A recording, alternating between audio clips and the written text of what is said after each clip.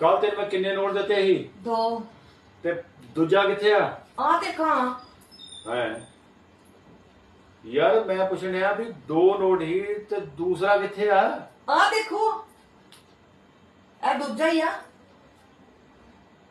ਕਿਸ ਤਰ੍ਹਾਂ ਦਾ ਬੰਦਾ ਤੂੰ?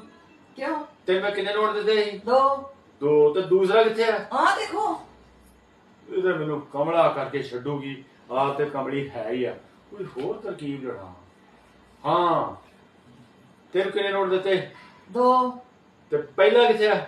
ਉਹ ਮੈਂ ਖਰਚ ਲਿਆ। ਤੇ ਇੰਨੇ ਜ਼ਿਆਦਾ ਮੈਂ ਕਹਿਣ ਡਿਆ ਉਹਦਾ ਕਿਉਂ ਨੀ ਦੱਸਣ ਡਈ? ਤੁਸੀਂ ਪਹਿਲਾਂ ਪੁੱਛਿਆ ਹੀ ਨਹੀਂ। ਤੁਸੀਂ ਦੂਜਾ ਪੁੱਛੀ ਜਾਂਦੇ ਨੇ, ਦੂਜੇ ਦਾ ਜਵਾਬ ਦੇ ਜਾਨੀ ਹੈ। ਧੰਨ ਹੋ ਧੰਨ ਹੋ ਧੰਨ ਹੋ।